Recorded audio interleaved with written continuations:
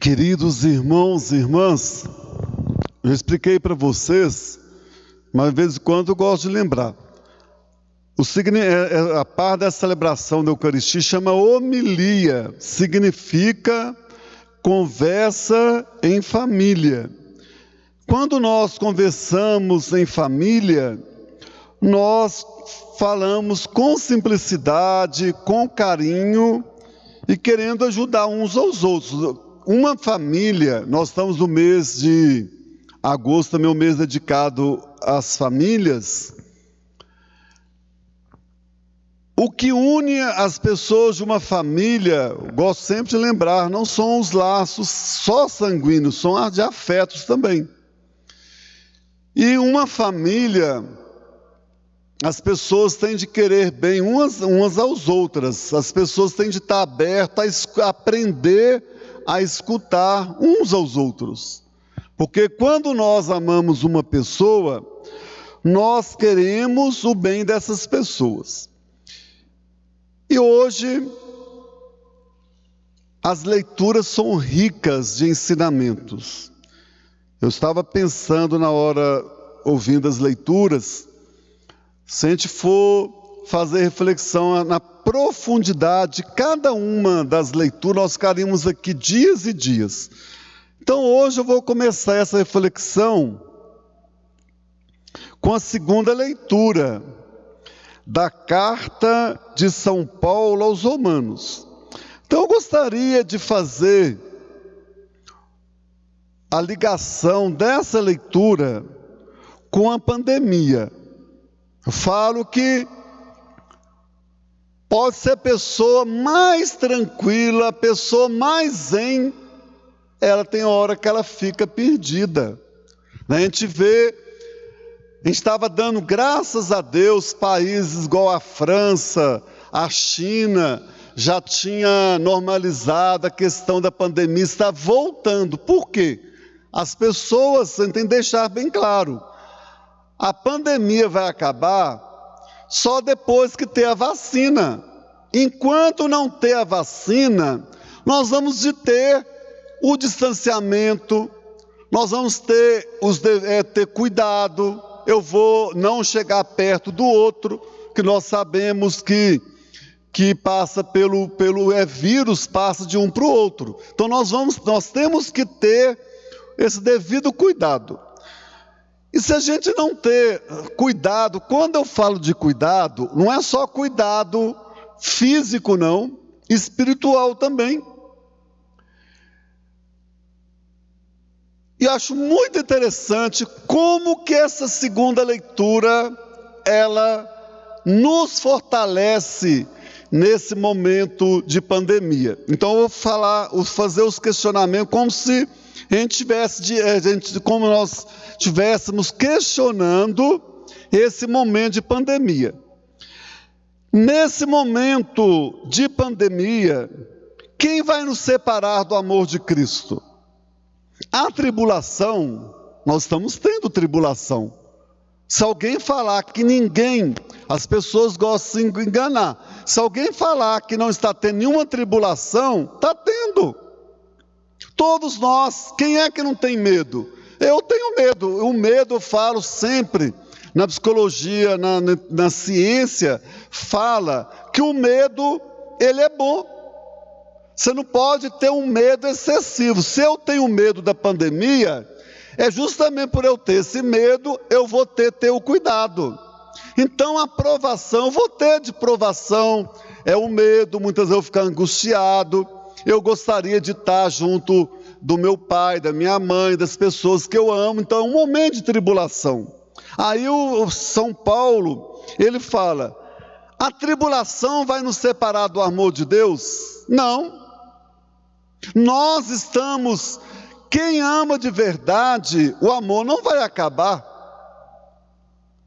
Então eu falo que esse momento da pandemia é um teste de amor. Então se eu me afastei de uma pessoa por causa da pandemia, porque eu não amava aquela pessoa, então vai ter tribulação, angústia. Quantas vezes nesse momento de pandemia, Nós angustiados, a gente fala assim, gente, porque gente, nesse momento, eu uso o slogan, única coisa que nós podemos fazer, só duas coisas nós podemos fazer: cuidar, cuidar, cuidar, rezar, rezar, rezar. Nós não somos médicos, né? Não vou falar o nome de uma pessoa que está receitando até remédio, né, gente? Que não sabe nada, né? Então, nesse momento, a única coisa que nós podemos rezar é para os cientistas. É tão interessante, gente, a nossa sociedade, nós estamos vivendo um momento que olhar para os cientistas como inimigo. Olha como é que Deus faz as coisas. Nesse momento, queira ou não queira, nós somos reféns dos cientistas. Nós temos de pedir a Deus que Deus dê aos cientistas, às pessoas que trabalham nessa vacina, discernimento, inteligência. Então, a gente vai ter esse momento de angústia. Gente, eu não posso fazer nada, é deparar com as próprias limitações da gente. Quantas coisas a gente gosta agora na nossa paróquia? Quantas pessoas estão em casa, nos assistindo, gostaria de estar aqui hoje, fica angustiado. Principalmente as pessoas mais idosas. A gente tem que fazer catequese com as pessoas idosas, porque as pessoas idosas elas são acostumadas a vir à missa todo final de semana. Então, a gente não é falar com as pessoas, Deus está no coração de vocês. Vocês não estão deixando de vir à missa, não é porque vocês estão querendo uma necessidade, um bem maior. Então, vocês estão em casa, vocês não precisam ficar angustiados. Vocês não estão participando da missa aqui fisicamente. Eu achei muito interessante no início da pandemia, o pessoal da equipe de liturgia, em várias cidades do nosso país, colocou o nome das famílias. Quando eu olho aqui para o altar, aqui do altar eu vejo os bancos. É interessante, nos bancos, não é simplesmente os bancos, não. Aqui nos bancos, vocês que estão em casa, Deus está colocando vocês aqui nessa igreja. Então não precisa ficar angustiados. Fome, né? Porque a gente, igual eu gosto muito da música do Titãs, que a gente tem de aprender, tem que ser eclético, né? Tem gente que só gosta de uma música, isso é pessoa pobre de espírito, né? Uma pessoa inteligente, ele gosta de... A única música que eu não gosto muito é de funk, gente. Né? Mas eu gosto de outras músicas. Então, eu acho muito interessante a música do Titãs, que está falando a fome. Mas quando fome, não é só de comida, né? A gente quer, quando o Titãs fala, fome de educação, de amor, de prazer... E nós, quem tem Deus no seu coração, ele não vai ter fome, como no Evangelho. No Evangelho, o que saciou a fome daquelas pessoas, naquele momento, eram as duas coisas, fome de Deus, mas fome material, foi a solidariedade. Você reparou como é que é interessante? Tinha uns pães, e no final sobrou. Eu fico vendo, quando tem encontro na igreja, é um mistério, é um milagre.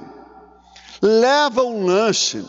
Eu nunca vi falar que num encontro, eu fui muitos anos, eu fui responsável dos ministros da Eucaristia lá da Forania Nossa Senhora do Carmo de Betim. E lá ia nos encontros, ia na faixa de 350, 400 pessoas, porque era grande a forania. Quando era no retiro, chegava a 500 pessoas, quase 500 pessoas. Eu ficava impressionando, um levava um pouquinho, outro não levava, e no final, todos saciavam.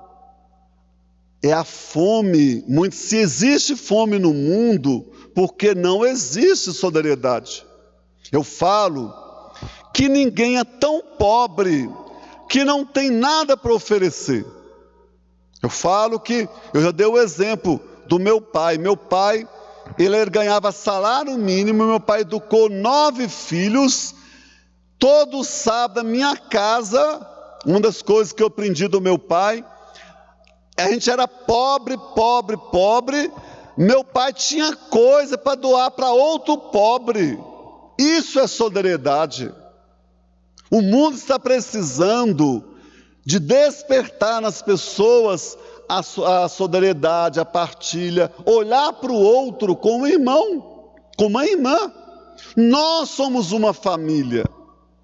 É pobreza uma pessoa olhar para o outro como inimigo.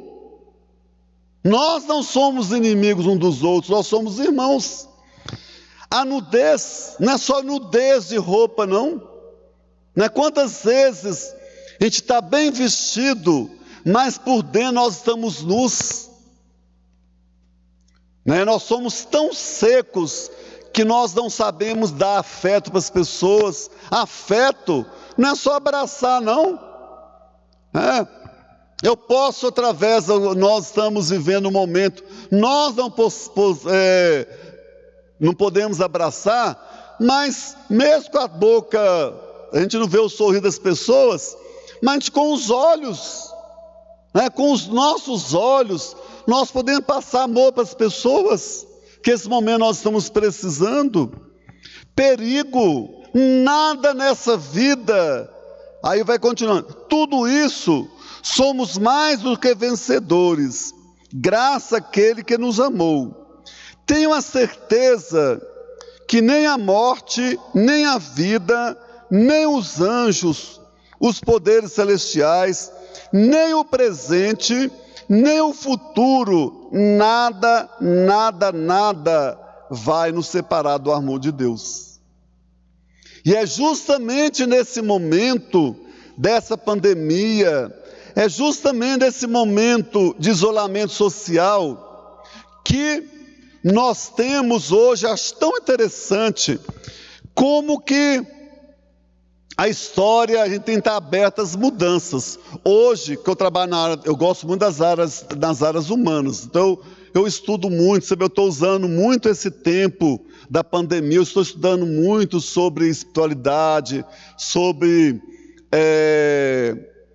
usando mantra para curar as nossas feridas. Eu acho tão interessante hoje, a própria medicina, a psicologia, a ciência hoje, ela se curvou a Deus. A própria ciência hoje, ela chega à conclusão, começou lá desde Jung, que era discípulo de Freud. Jung falava que é impossível uma pessoa chegar à maturidade se ela não desenvolver seu lado espiritual. É isso que a segunda leitura da carta de São Paulo quer nos mostrar, que nesse momento da pandemia, sem a nossa fé, nós vamos nos perdermos. Sem a fé, a gente vai perder muitas coisas. Nós vamos perder o nosso ser, nós vamos entrar em depressão. Eu tenho uma amiga minha que ela é psiquiatra, você está impressionado como que tem gente que está perdido, sentindo pânico. No fundo também passa pela fé. É nesse momento que nós devemos buscar em Deus essa força que é capaz de transformar a nossa vida. E também, na primeira leitura, o próprio profeta Isaías nos fala que o nosso Deus, Ele é o Deus que cuida da gente. Assim diz o Senhor: vós todos que estáis com sede, vinde às águas. Vós não tendes dinheiro, apressai-vos, vinde comei, vinde comprar sem dinheiro. O que Ele quer nos mostrar? Que a nossa vida aqui na terra, ela é passageira. Muitas vezes a gente faz uma análise errada da igreja. Nunca a igreja, ela fala que dinheiro não é maldição, né? Hoje até na espiritualidade ela trabalha que muitas pessoas, até uma pessoa que vê o dinheiro como como uma maldição, ele nunca vai ter dinheiro. Dinheiro não faz mal, não, pelo contrário. O dinheiro que faz mal é quando eu quero só para mim. Igual nós estamos vendo no nosso país, nós estamos passando por um momento de pandemia, um momento crítico, as pessoas estão desviando dinheiro da pandemia. Quantas pessoas estão morrendo, faltando medicamento, e sendo que eles estão desviando dinheiro? Aí já é pecado. Quando já pensou, se a gente tivesse um exemplo, se a gente tivesse um dinheiro, e a pandemia, gente, está nos ajudando a amadurecer em questão de dinheiro. Muitas vezes, você vê, eu não comprei igual você aqui, ó. Eu tenho certeza, se eu fosse perguntar aqui, muitos de vocês, alguém de vocês comprou roupa nesse período? Alguém, levanta a mão aqui, quem comprou roupa. Você vê, nós ficamos 7 meses sem comprar roupa, fez falta, gente? Quantas coisas fúteis e vazias a gente gasta? Né? Será que mulher precisa ficar aí toda semana no salão? Igual vocês são negras, cabelo lindo seu, do seu irmão, vejo sua irmã fazendo propaganda lá. A gente, isso aqui, gente, é casca. Entende? Aprender. Nós conquistamos uma pessoa, a mulher, ela tem que ter essa certeza que ela conquista um homem, não é pela beleza física. Nós devemos conquistar as pessoas pelo coração. E se eu cuido das coisas interiores, automaticamente as coisas exteriores vão brilhar. Uma pessoa que tem um interior bonito, eu conheço assim, que a gente é padre, quantas pessoas que passou para a minha vida, pessoas assim, que são pessoas de luz, são pessoas que, com seu jeito de ser, ela transmite paz para as pessoas. O mundo está precisando disso. O mundo está precisando de pessoas que são capazes de sair de si mesmo e ao encontro do outro. E toda a liturgia de hoje nos leva a refletir que como é importante a partilha. O tema principal de hoje eu acho muito interessante, muitas vezes na leitura, nós olhamos só Jesus partilhando, mas tem uma coisa muito importante, antes de Jesus partilhar, que a igreja hoje, ela está muito preocupada de resgatar. Aí falando assim, no início, Jesus, depois da morte de João Batista, Jesus foi de barco para um lugar do deserto, e uma grande multidão se aproximou de Jesus. E era um lugar deserto.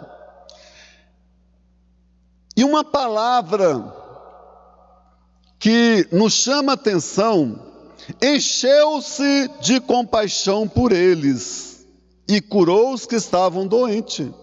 Talvez o mundo de hoje está precisando, a compaixão não é dó, compaixão é se colocar no lugar do outro. Ontem eu mandei um vídeo para as pessoas que eu tenho nas redes sociais, eu achei muito interessante, um vídeo tão simples, que um homem deve ter mais ou menos uns 35, no máximo 35 anos, ele estava passando num lote, né, um lugar que tinha um lote grande, e o pessoal lá deve ter pago essa senhora, uma mulher, gente, ela já é idosa, ela deveria ter entre 65 anos, 70 anos, e ela estava capinando. Olha, gente, isso aqui, eu sou assistente social, então, olha a discriminação, uma pessoa de 65 anos, 70 anos, é para uma pessoa capinar lote, gente?